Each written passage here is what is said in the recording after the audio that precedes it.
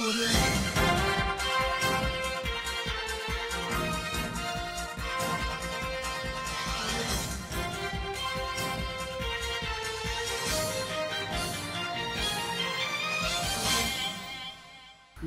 सत्य कहाणी कथन करणारी वृत्तवाहिनी म्हणजेच लोकसत्यवाणी न्यूज।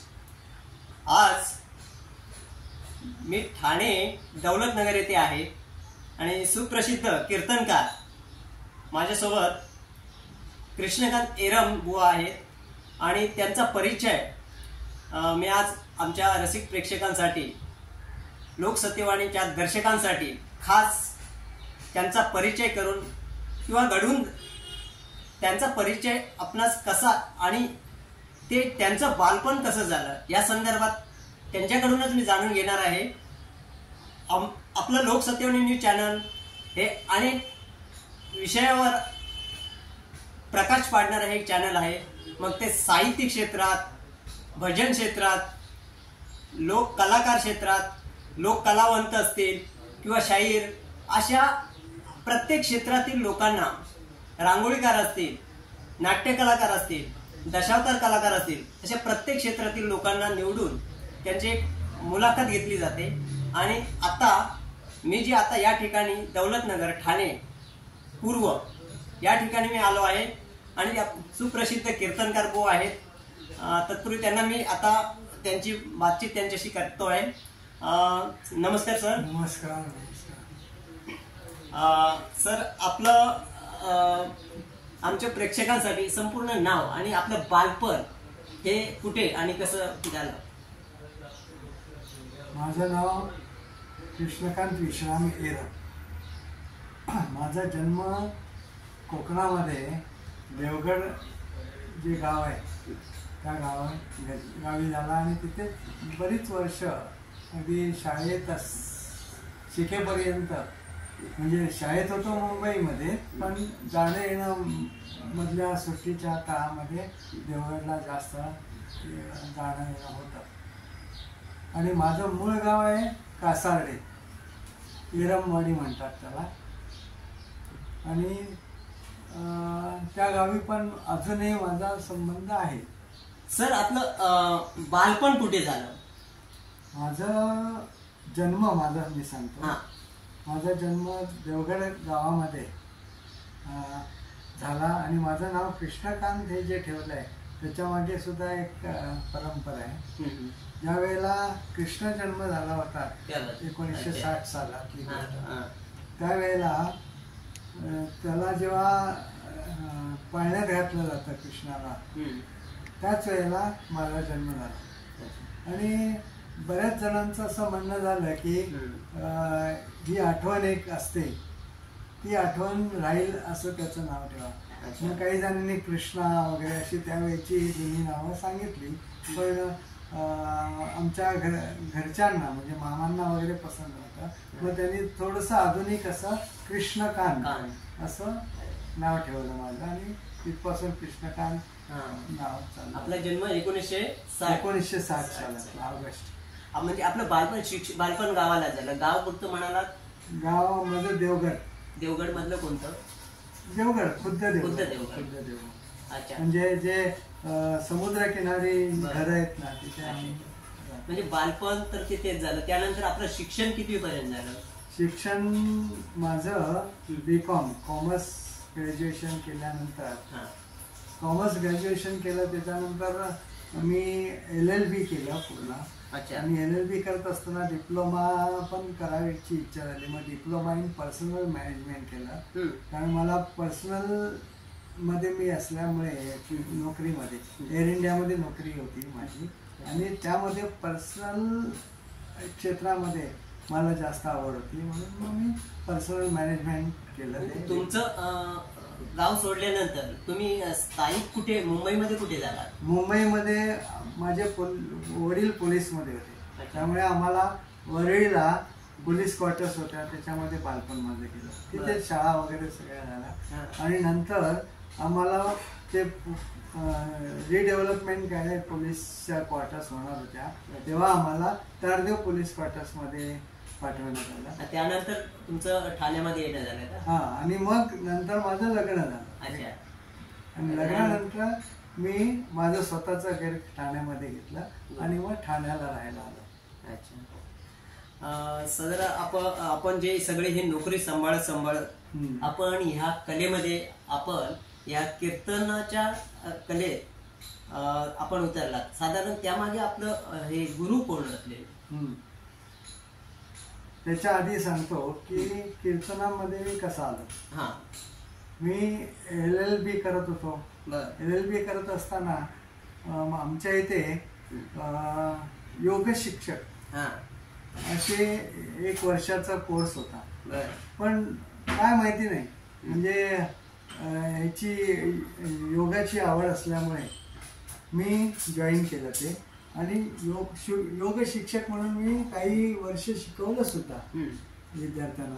ते शिकवत असताना स्वभाव माझा असा झाला की कीर्तन म्हणजे आध्यात्मिक झाला, आध्यात्मिक स्वभाव. आणि त्याच वेळेला काय झालं, इथे मिसेस कोणाशी तरी बोलत असताना त्यांनी विचारलं इथे कीर्तनकार म्हणून कोण आमच्या क्लासमध्ये येऊ शकेल का, तुमच्या मिस्टरांना विचारा. आणि मग तिने मला येऊन विचारलं. मी जाऊन तिथे बघितलं साधारण वातावरण आणि एकदम आवड निर्माण झाली. माझं मन तर तयार होतच, त्याची गाण्याची पण आवड होती, मला गाणी पण येत होती, भजनं येत होती. त्यामुळे त्याचा सपोर्ट म्हणतो आपण, सपोर्ट म्हणूया. आणि त्याच्यामुळे मी कीर्तन क्षेत्रात आलो. बरं, म्हणजे मुळात आपल्याला भजनाची आवड होती. भजनाची आवड. पेटी वगैरे वाजवता का? हार्मोनियम वगैरे आपण वाजवायचे का? पेटी तेव्हा वाजवत नव्हतो, पण हळूहळू शिकून घेतलं मी. आणि आता पण पूर्णपणे येत नसली तरी रागांची माहिती आहे. रागांची बरीच माहिती आहे. हे सगळं आपण लग्न झाल्यानंतर केलं की त्या आधीपासून करायचे? संसारात पडल्यानंतर? नाही, संसारात पडायच्या आधी गाण्याची वगैरे आवड होती, भजनं करायचो मी. पण संसारात आल्यानंतर मी म्हटलं ना, मिसेसच्या ओळखीने कीर्तन क्षेत्रामध्ये तिने तो पत्ता आणला. दादरला संस्था आहे म्हणून, कीर्तन संस्था. मग तिथे 3 वर्षाचा मी कीर्तनाचा कोर्स केला, कीर्तनकाराचा. आणि मग कीर्तनाची आवड निर्माण झाली. आणि मला कार्यक्रम पण तसे मिळत गेले, कारण माझी तयारी होत होती. आणि विशेष म्हणजे ठाण्यातलं हे जे पश्चिमेकडचं कोपिनेश्वर मंदिर आहे, तिथे मी सलग 8 वर्ष महिन्याची कीर्तना करत, 1 महिना पूर्ण. तर त्यामुळे आपोआपच तयार झाला. जर आपले गुरु म्हणायचे तर नेमकं कोण सांगाल आपण? मी ज्या संस्थेमध्ये कीर्तन शिकलो, अखिल भारतीय कीर्तन संस्था दादरला आहे. तर तिथे भागवत गुरुजी म्हणून आम्हाला शिकवायला होते. तर भागवत गुरुजींनी आम्हाला चांगल्या उत्तम प्रकारे शिकवलं. पण त्याच्यामध्ये ना माझ्याकडे गाण्याचा वारसा असल्यामुळे आणि आपोआपच त्या आवड असल्यामुळे मी कीर्तनाबरोबर संगीत क्षेत्राची पण त्याला जोड दिली आणि लोकांना ते पसंत पडायला लागलं. आणि भागवत गुरुजींनी त्याच्यामध्ये माझ्याकडून चांगली तयारी करून घेतली. दुसरे म्हणजे आमचे एक मित्र कीर्तनच शिकवत होते आमच्या बरोबर, एक राजम गुरुजी म्हणून. ते तिकडे डोंबिवलीलाच राहत होते. पहिल्यांदा इथे कुर्ल्याला राहून नंतर ते डोंबिवलीला गेले.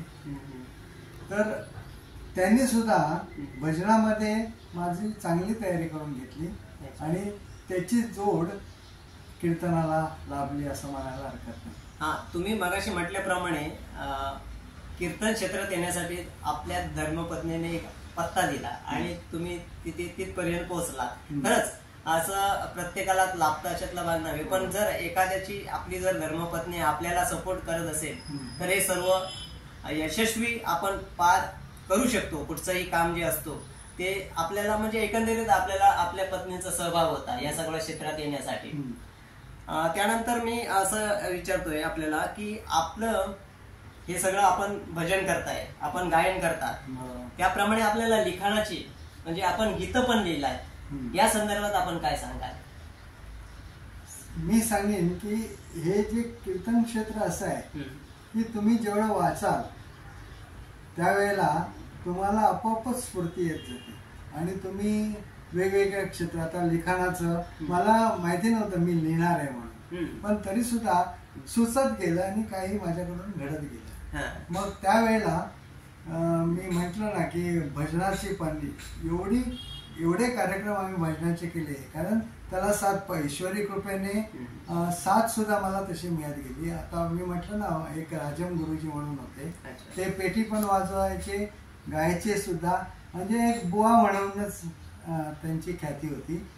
त्यांची सोबत मला लाभली आणि मी वेगवेगळे कार्यक्रम करत गेलो आणि अनेक कार्यक्रम अगदी गावापासून, कोकणापासून, दिल्लीला पण मी जाऊन आलो. तिथे कीर्तनात 2 वर्ष केली आणि त्याच वेळेला भजनाचे कार्यक्रम पण केले. अच्छा, आपण अनेक गीतं लिहिले. तुम्ही आपली गीतं पुस्तक एक पाहिलं होतं, काय ते नारदीय कीर्तनाचं जे तुम्ही गीतांचं एक पुस्तक काढलेलं आहे, ते कदाचित आम्हीच आमच्या संस्थेच्या वतीनेच प्रकाशित केलेलं आहे. आणि त्या पुस्तकांमध्ये मला ते नारदीय गीतांचा जो संच आहे तो आमच्या संतोष प्रकाशनच्या माध्यमातून यांचा प्रकाशित झालेला आहे. आणि अशा प्रकारे सुंदर त्यांनी एक नारदीय गीत रचना या कृष्णकांत एरंबुवानी चांगलं पुस्तक त्याचा एक आहे, संकलित आहे. ते नारदीय गीतांचा तो एक संग्रह आहे.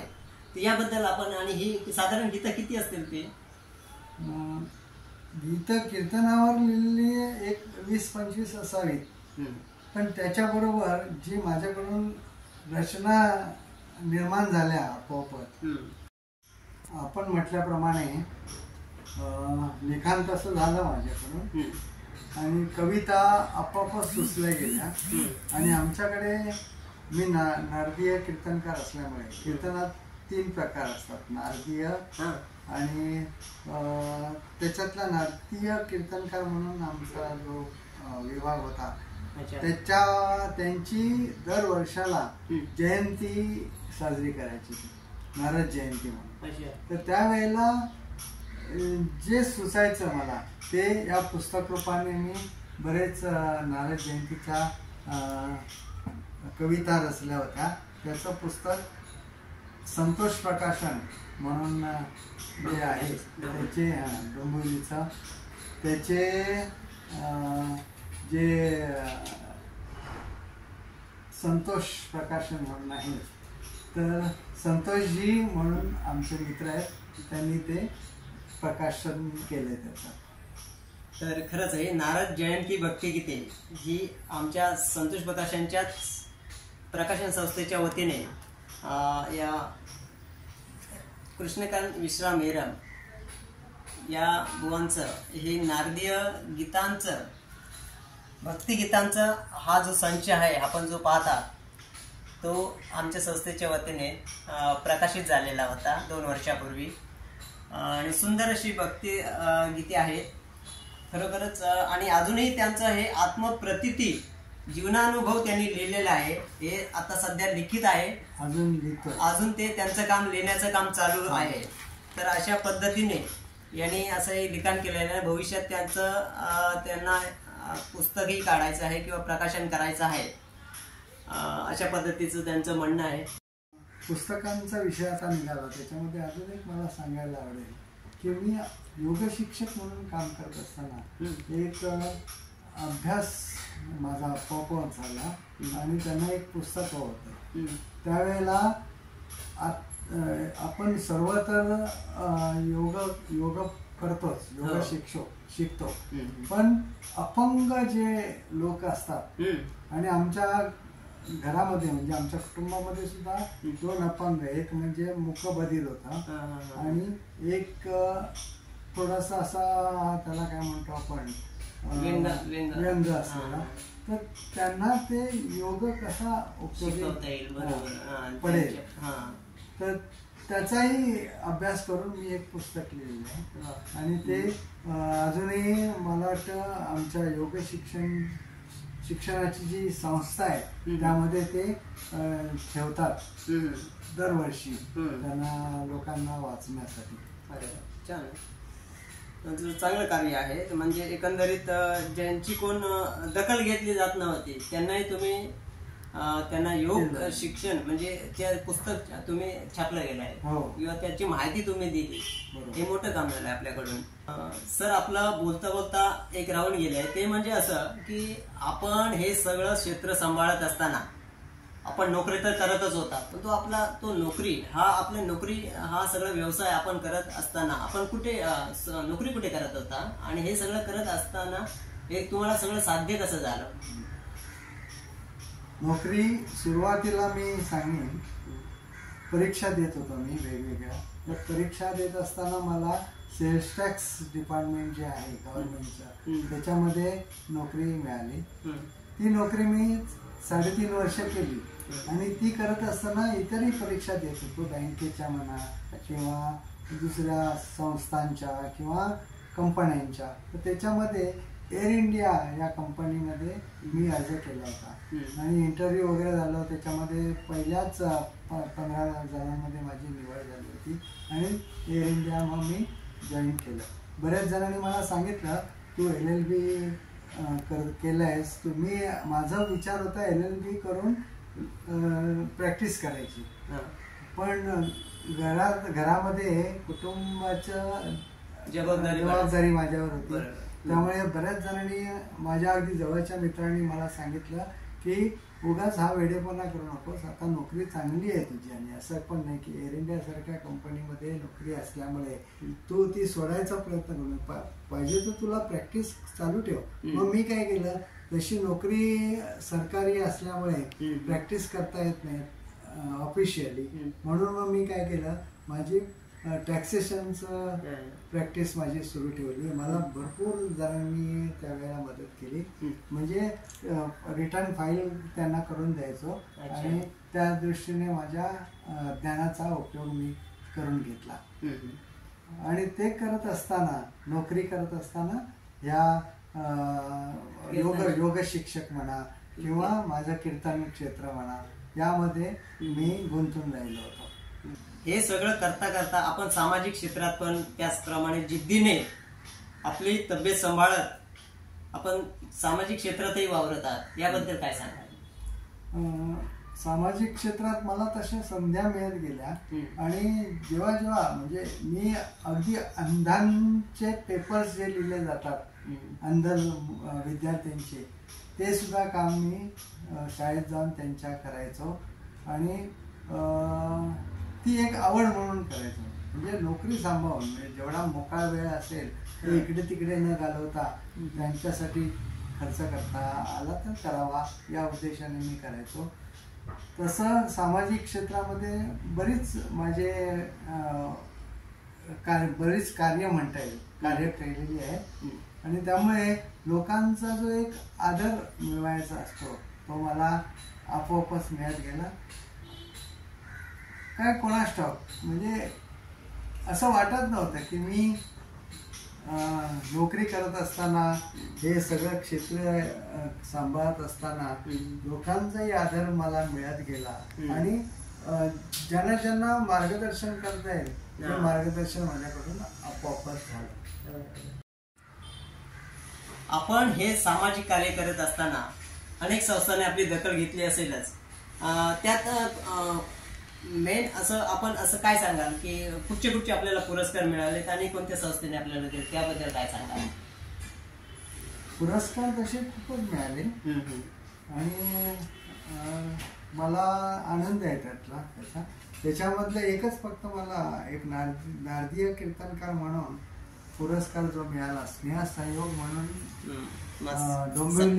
डोंबिवलीची संस्था आहे त्यांच्यातर्फे हा मिळालेला एक पुरस्कार मला आता समोर आहे म्हणून मी दाखवतो.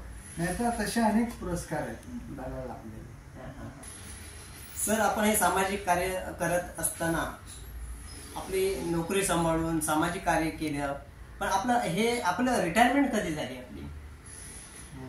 मी सांगतो, माझी रिटायरमेंट आमचं वय 58 आमच्या कंपनीमध्ये विविध झालं जायचं आणि त्या 58 वर्ष पूर्ण करून मी एअर इंडियामधून डेप्युटी मॅनेजर म्हणून रिटायर झालो. त्यात विशेष असं कोणाचं तुम्हाला सहकार्य लाभलं? तसं सहकार्य माझा स्वभावच असा. सहकारी तुमचे कोण कोण आता आठवतात का? तसे सगळेच माझे सहकारी होते, कारण माझा स्वभावच असा आहे की सगळ्यांना सहकार्य करून त्यांची आपोआपच मदत मला मिळत होती. म्हणजे माझ्याबद्दल त्यांचा आदर वाढायचा. कुणाचं असं आवर्जून नाव घेता येण्यासारखं असं? तसं बरेच असल्यामुळे कोणाचं सगळेच चांगले. तर आता शेवट आपण करतोय की या मुलाखतीचा एंड जर करायचं तर आपण एक चांगल्या पदावरून आपण जर आतापर्यंत जे नारदीय कीर्तन करताय त्या कीर्तनात एक पद किंवा गायन केलं जातं, त्यातलं एखादं गायन पद आपण जर आमच्या रसिक प्रेक्षकांसाठी आमच्या दर्शकांसाठी आपण एक गाऊन दाखवावं.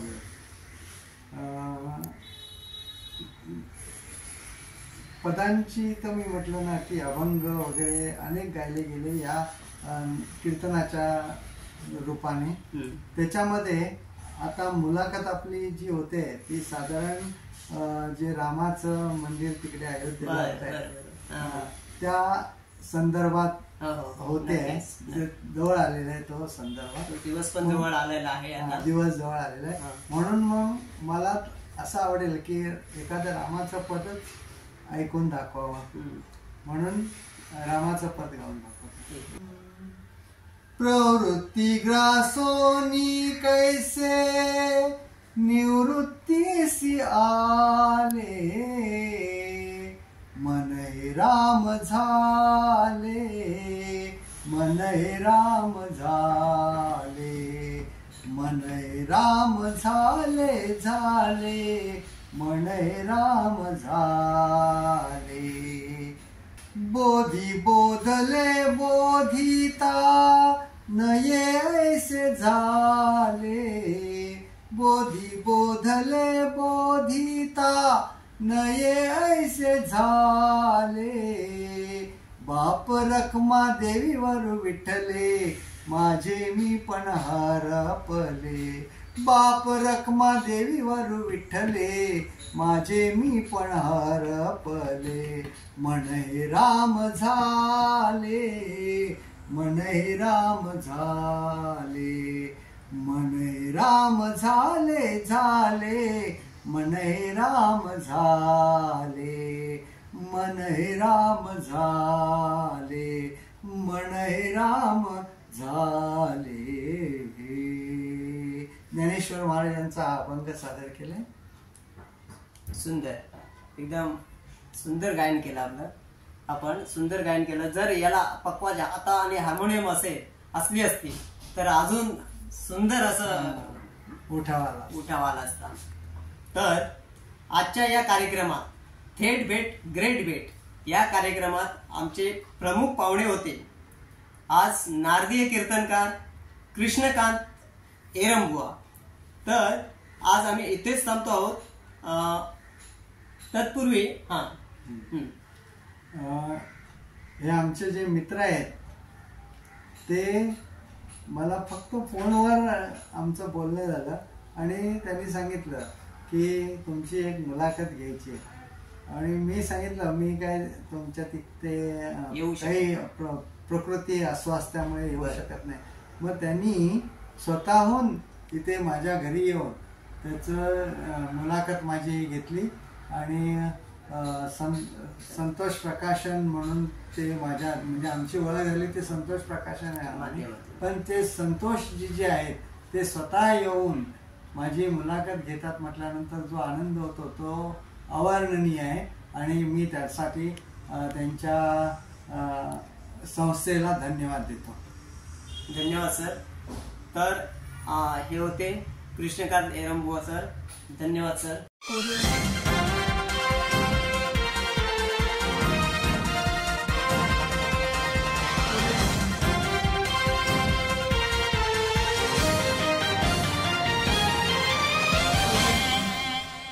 संस्थापक संचालक सुनील खर्डीकर सरांचे खर्डीकर क्लासेस, एकच विश्वास खर्डीकर क्लास, फक्त यशासाठीच असे नामांकित खर्डीकर क्लासेस, 10वी 11वी 12वी मराठी व इंग्रजी माध्यम, मुख्य कार्यालय भाग्योदय बिल्डिंग, दुसरा माळा, डोंबिवली पूर्व, ऑफिस नंबर 025128639550, मोबाईल नंबर 9820627580, दुसरा नंबर 9820904646.